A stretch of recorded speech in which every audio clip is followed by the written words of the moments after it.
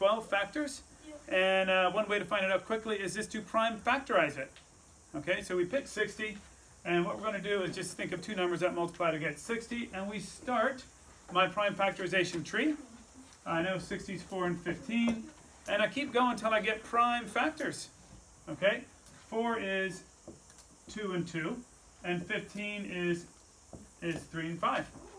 So right now what I know 60 is, and I'll circle those because those are my prime numbers.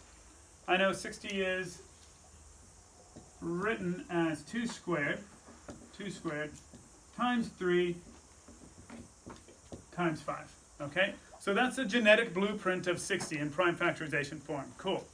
Well, if we want to find out how many factors it has, and here's the cool thing, I think it is.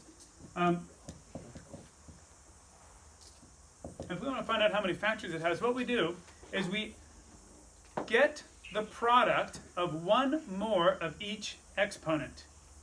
Find the product of one more of each exponent here. And you go, well, these don't have exponents. Well, they do. They're just invisible exponents of 1. Okay? So if I want to figure out how many factors are, I add 1 to each exponent, 3, times, add 1 to each exponent, 2, times, add 1 to each exponent, and 3 times 2 times 2 is the number of factors that 60 has, which is 12. Okay? So that is a really cool way of figuring out how many factors a number has if it's really big.